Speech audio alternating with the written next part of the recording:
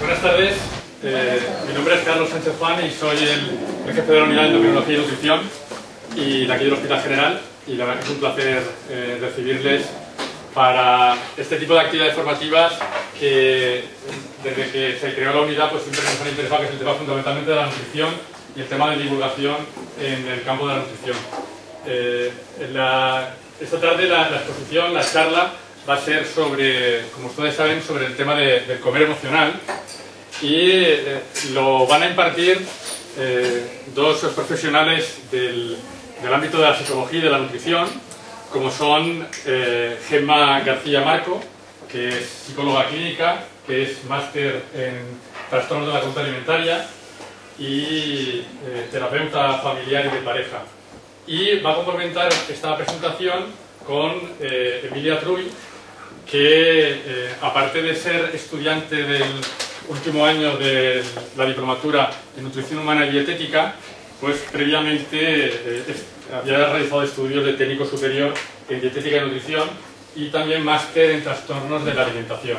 La verdad que ha sido ella la que durante su estancia en el hospital me propuso la posibilidad de hacer este tipo de presentación y lógicamente, viendo el interés que he suscitado al tema, pues no solo sí que me pareció estupendo este tipo de acto, sino que encima tengo que reconocer públicamente su gran actividad como estudiante y futura diplomada en nutrición humana y dietética y su predisposición a hacer ese tipo de presentación.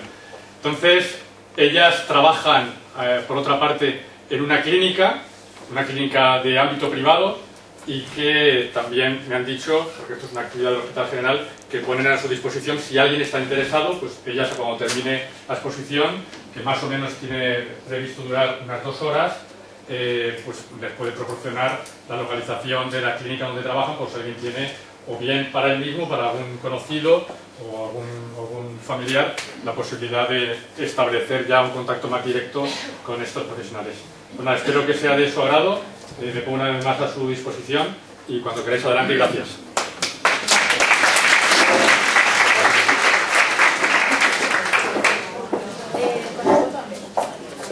Bueno, ¿se nos oye en la parte del final? ¿Se os oye bien, más o menos? Si veis que durante la presentación, por inercia, vamos bajando la voz, recordadnos que subamos el volumen, ¿vale? Bueno, yo soy Gemma, yo soy la psicóloga. Emi es mi compañera nutricionista, llevamos muchos años trabajando en equipo de trastornos alimentarios y bueno, el comer emocional, como ahora veremos, no es un trastorno alimentario como tal, no está especificado en la guía clínica de trastornos psicológicos, pero es algo que cada vez se escucha más, se oye más, se ve más y bueno, es interesante que se hable del tema y se conozca acerca del tema. La presentación la vamos a hacer entre las dos. ¿Algo más que decir? ¿Algo que añadir? No. Pues empezamos. Empezamos con una pregunta. ¿De qué hablamos cuando hablamos de comer emocional? Y diréis, pues para eso estás tú, para decirnos qué es comer emocional, ¿vale? Pero para saber un poquito de qué línea base partimos, ¿qué os viene a la cabeza cuando escucháis o veis comer emocional? Pues según te sientes, te apetecen una serie de alimentos o otros, o incluso comes sin tener ganas. Me viene, por ejemplo, así. Vale, elegir una... Porque no he ido detrás. Elegir una serie de alimentos según te sientes o comer sin tener ganas, sin tener hambre, por ejemplo. Chocolate. Chocolate. Chocolate. ¿Qué más? Sustituto de sexo. En sección de comida según tu estado anímico. ¿Sí? ¿Las 3 aportaciones? Picotear. Cuando te sientes triste, cuando tienes problemas, si no tienes con quién hablar, la insatisfacción de tu vida, ¿no? Eso igual te hace que te metas dentro de un caparazón y ese caparazón te hace comer a destiempo y de una manera incontrolable. Vale, muy buena definición. Has resumido en una frase de lo que vamos a hablar a lo largo de estas 2 horas, pero más en profundidad. Comer emocional la definición de comer emocional es tan simple como cualquier acto de comer, de ingerir alimentos, que no responda a la necesidad de satisfacer hambre fisiológica o de nutrir nuestro cuerpo. De cualquier ocasión en la que comemos o sea, que hacemos una ingesta cuya finalidad no es saciar el hambre o nutrir el cuerpo, ¿vale? No vamos a meternos mucho en profundidad con esto, pero sí que me gustaría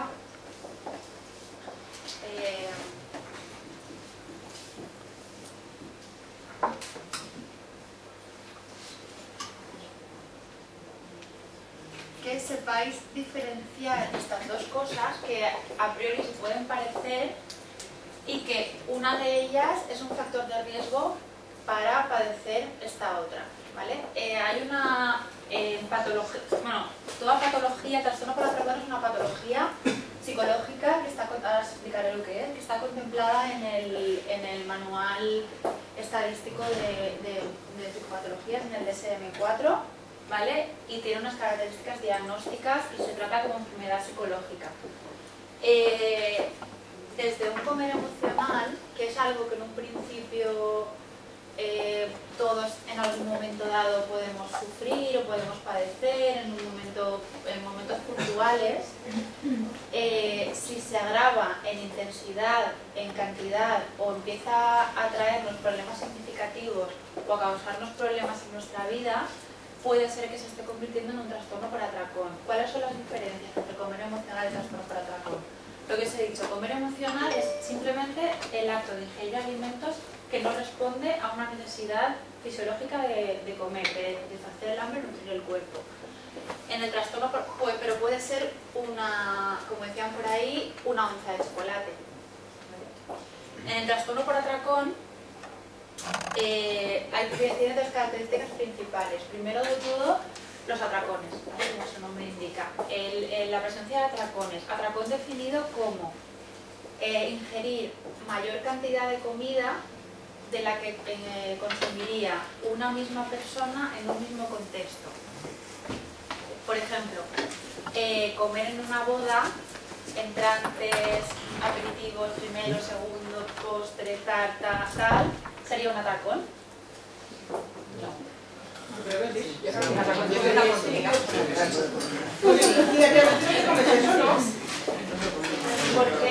¿Por qué no sería un atracón?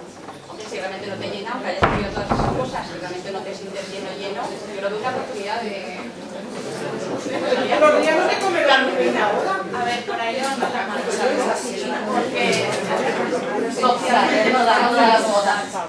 socialmente una boda, comer en una boda, aunque sea una comida abundante, no está, en fin, mal visto socialmente por... Yo no considero que, por ejemplo, comer una boda o un convite sea un atracón, porque, por ejemplo, de vez en cuando todos hacemos un exceso de comida y no por eso tenemos atracones. Atracón sería, por ejemplo, como por ejemplo las anorexias o anorésicos o bulímicos, que sí que les vienen atracones, pero eso es más bien por una patología. Vale, no sería un atracón por definición. Por definición en el sentido de que atracón nos referimos a ingerir mayor cantidad de comida de la que ingeriría otra persona en nuestra misma situación, en nuestro mismo contexto. En una boda todo el mundo lo hace, es decir, todo el mundo de vez en cuando cometemos excesos.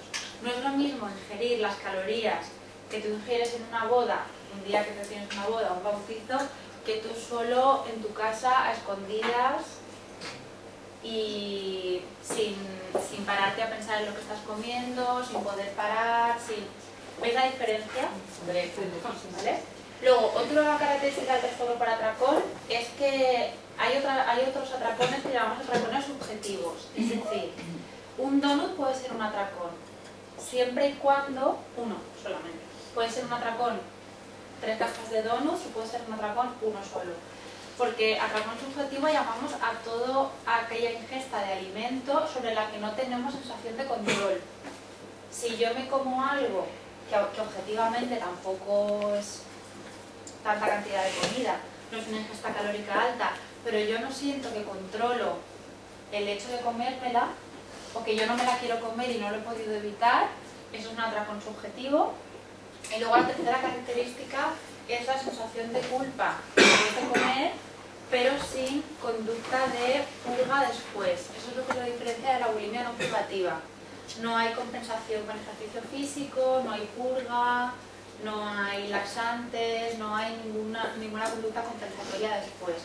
Entonces, lo que en un principio es un trastorno psicológico se puede convertir en un trastorno físico también, porque es un factor de riesgo para la obesidad. ¿Vale? Entonces, mentalmente cada uno no hace falta que lo digáis en alto.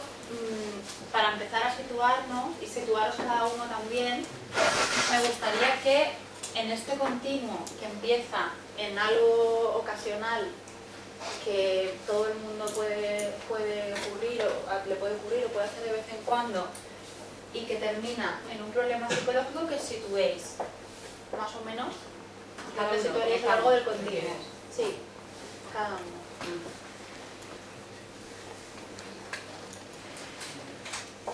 Bien, vamos a empezar diferenciando entre lo que sería hambre y ganas de comer, para luego pasar a explicar muchísimo los patrones de aprendizaje, de comer emocional, etc. Por ejemplo, entre hambre, un poco ya definido Gemma lo que sería la necesidad fisiológica, ¿vale?, de nutrir o de dar a nuestro organismo nutrientes y la energía necesaria, ¿vale?, para poder seguir. Y ganas de comer, o apetito, que me gusta más definirlo como apetito, o la apetencia por algún alimento, sería, no es ya tan fisiológico, sino que sería la necesidad emocional de consumir un determinado alimento. ¿Qué diferencia las dos? Diferencia que en el hambre, cuando uno solo siente hambre, cualquier alimento es suficiente para saciar, ¿vale? Yo me como una manzana y ya puedo tener hambre.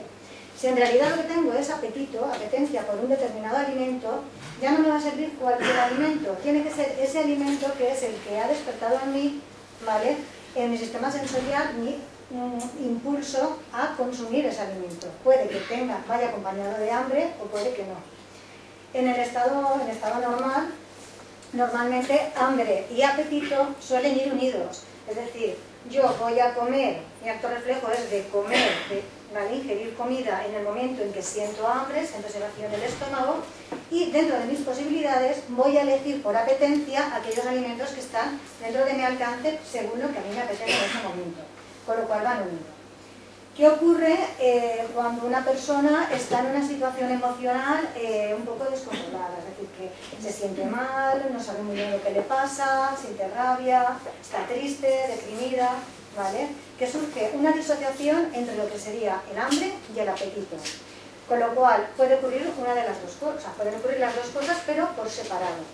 Puede que sienta hambre y entonces la consecuencia será la restricción alimentaria, porque si solo siente hambre pero no siente apetito, siente ese vacío, pero como en realidad no le apetece ningún alimento, o bien comerá muy poquita cantidad o alimentos realmente que sean simplemente para nutrirse, o no comerá.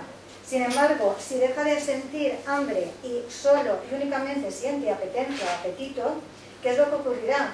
Como no siente hambre, las sensaciones que van unidas de hambre y saciedad las pierde, con lo cual en cualquier momento está en disposición de ingerir cualquier alimento que le apetezca. Y como están los mecanismos sensoriales, los tiene despertados, pues le van a apetecer muchísimas cosas. Sobre todo elegirá alimentos que tengan una alta palatabilidad, ¿vale?, que son todos aquellos que son ricos, bueno, de alta densidad energética, muy ricos en grasas y en azúcares, ¿vale? Esa es la diferencia un poco entre hambre y ganas de comer. Vale, ahora vamos a hablar de cómo se aprenden estos patrones de comer emocional.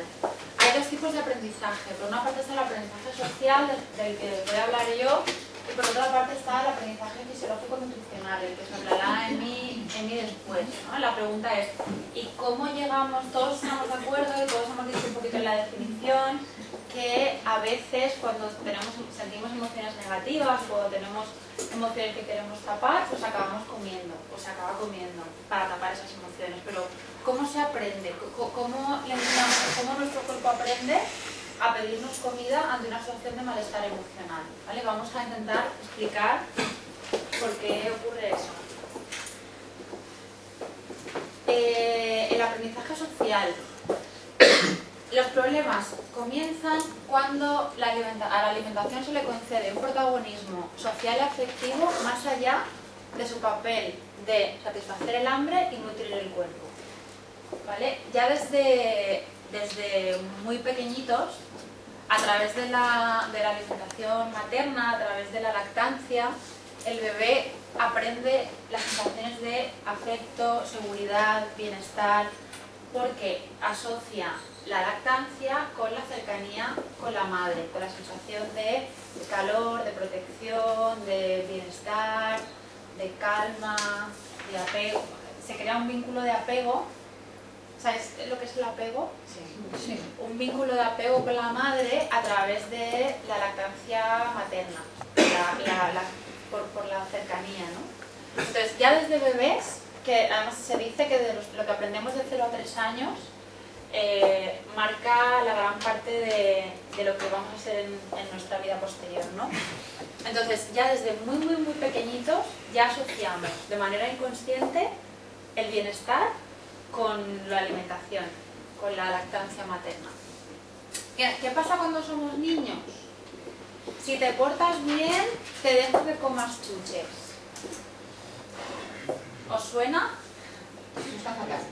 Está fatal, pero todos lo hemos vivido o lo hemos hecho alguna vez. Sí, lo hemos oído. O lo hemos oído, ¿vale? Si te portas bien, te puedes tomar unas chuches. Si no te portas mal, luego te dejo que te compres chuches cuando acabemos de hacer la compra, si no te portas mal en el supermercado. Si utilizan la comida, lo que decía, ¿no?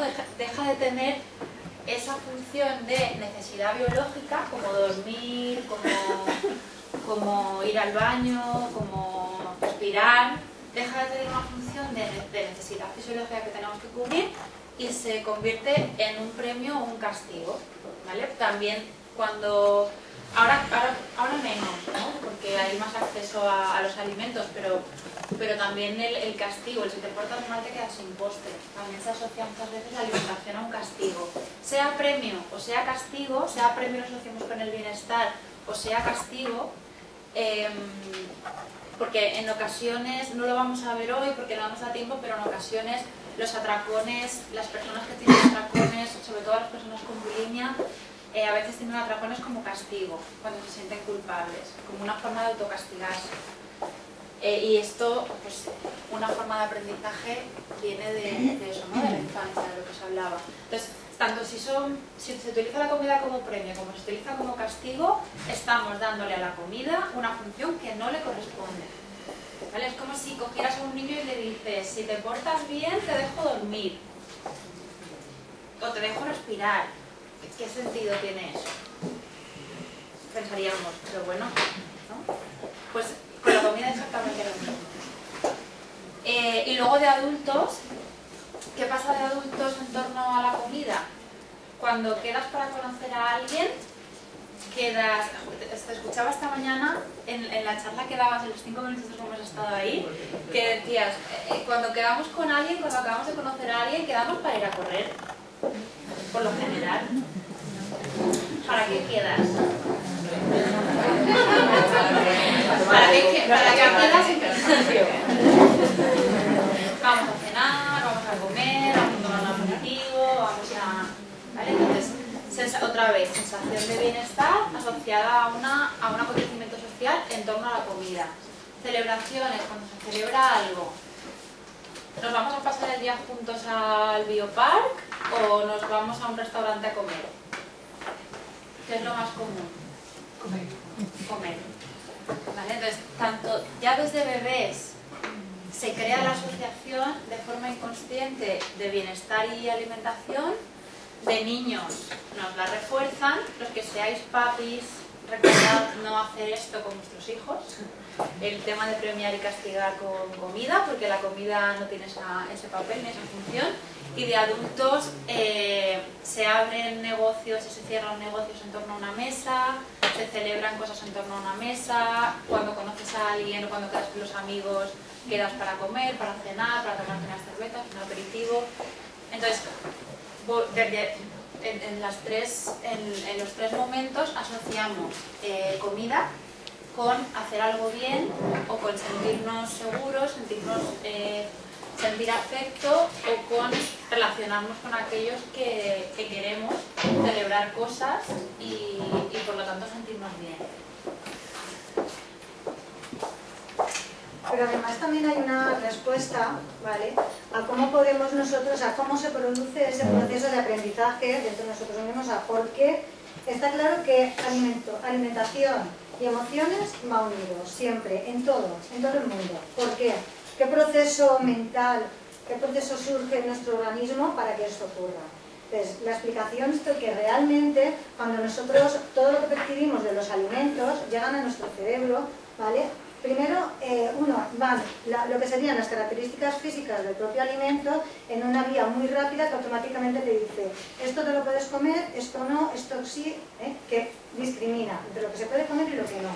Y luego otra vía más lenta, ¿vale?, que viene de cortes, que va cargado ya de información sensorial, que sería toda la relacionada en todo lo que hemos visto del alimento.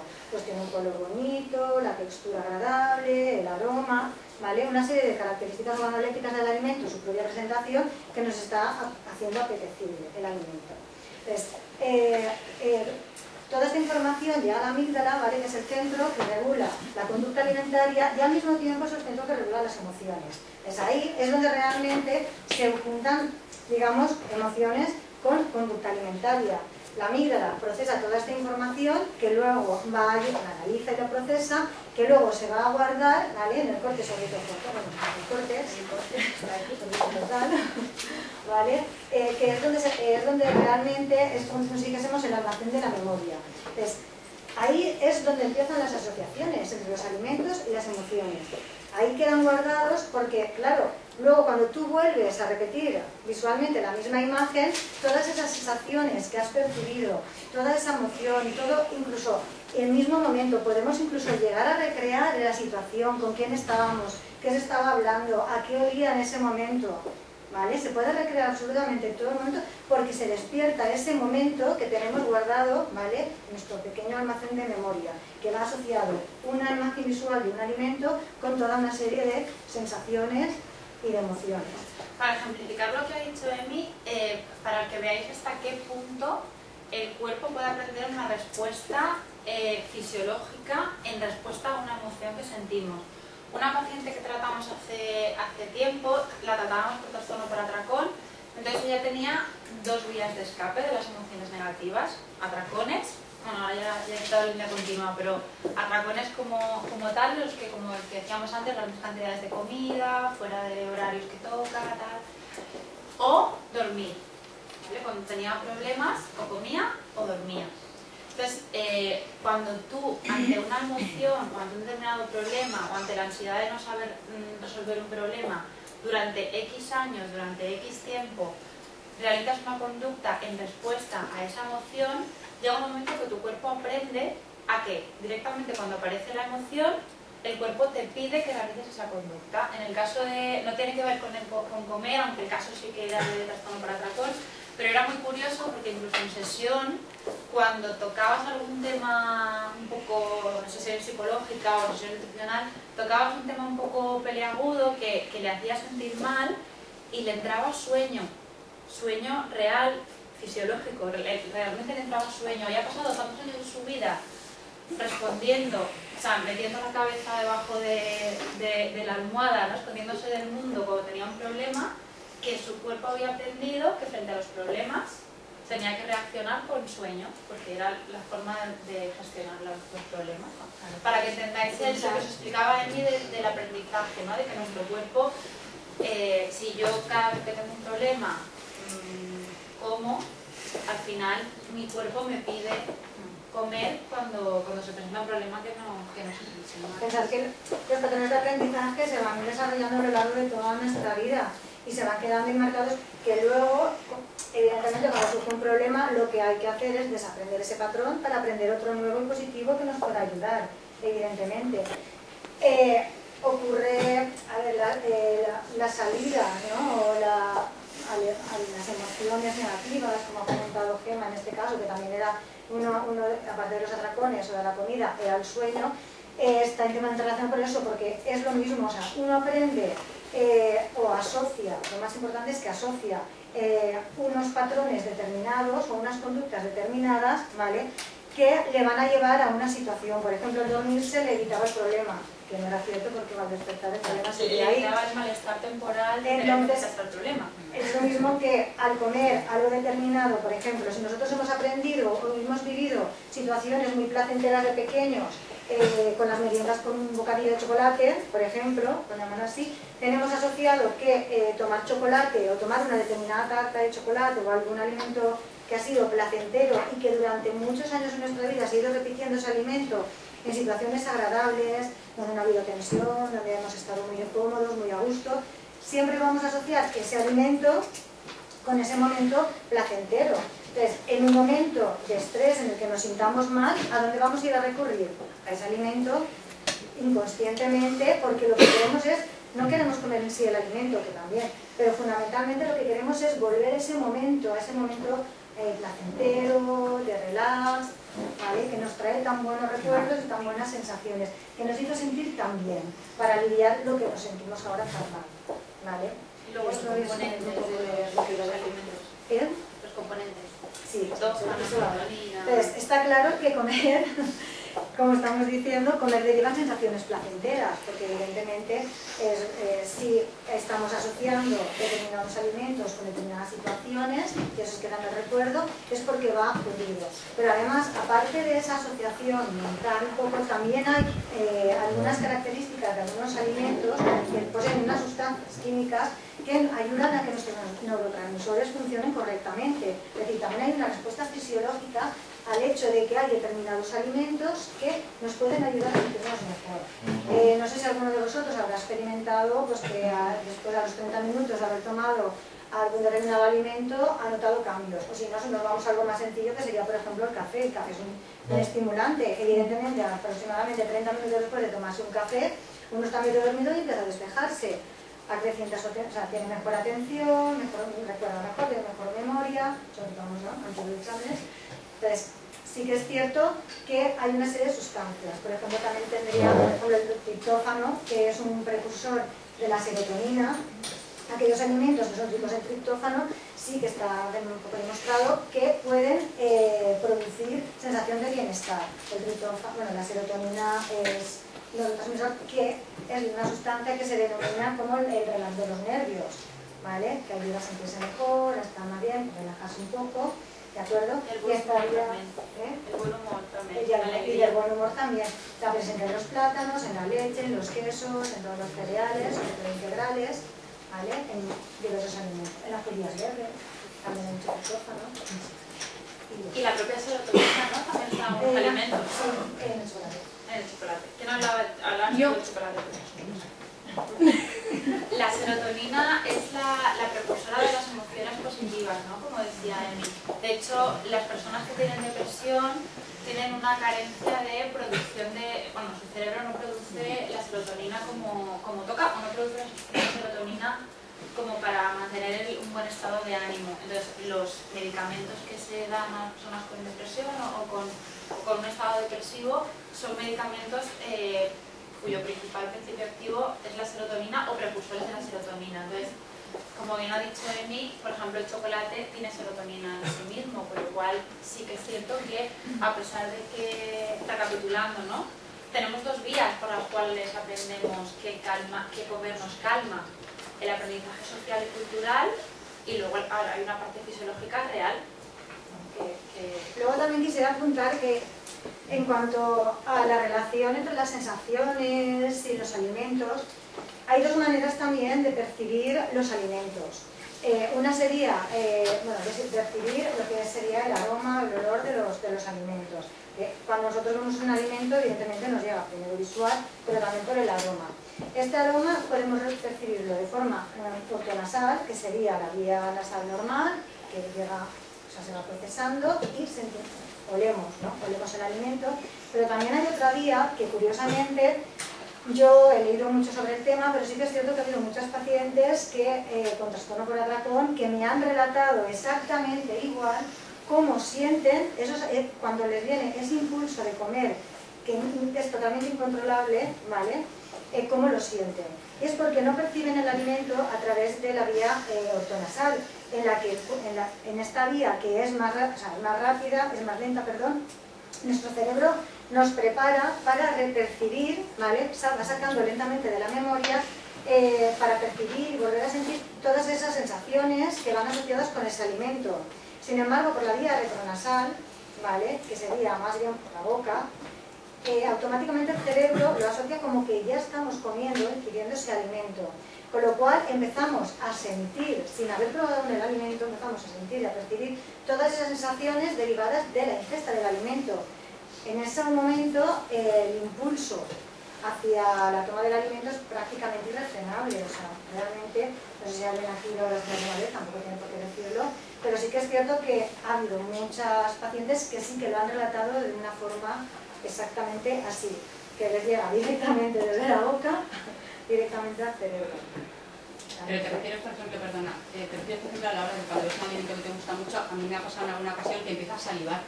No, o sea, no lo voy a orina, pero... No es la salivación, es que empiezan a sentir el sabor en su boca del alimento, que a lo mejor es una que llevan por la calle, pasan por una pastelería en un pastel que ya han comido en otra vez antes, y de repente están sintiendo el sabor en la boca.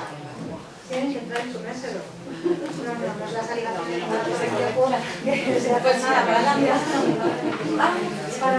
Eso sería el otro, que es preparación a la ingesta. ¿Vale? Los nasales ya se los está comiendo.